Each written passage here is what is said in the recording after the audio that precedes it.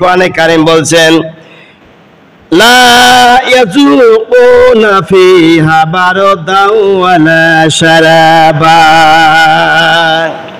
সেখানে তারা না ঠান্ডা পাবে আর না তারা পাবে পানি, না ঠান্ডা না পানি, সেখানে তারা এই অবস্থার মধ্যে থাকবে।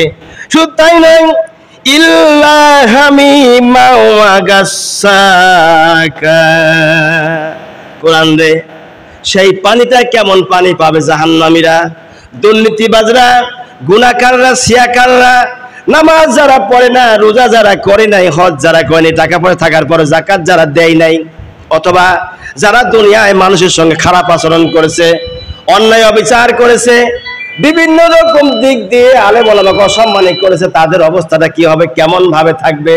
কোরআনে কারীম জবাব দিচ্ছেন যে দুনিয়ার মানুষ শোনো, আল্লাহ রাব্বুল আলামিন তাদের জন্য এমন একটা ব্যবস্থা করেছে, এমন একটা ব্যবস্থা রেখে দিয়েছেন, যারা জাহান্নামী হবে তাদের জন্য সেখানে আল্লাহ পাক আপ্যায়ন করার জন্য ইল্লা হামিমা ওয়া গাসসাকা, সেখানে তারা পায় ফুটন্ত পানি, পূজার রক্ত তাদের খাবার দেওয়া হবে।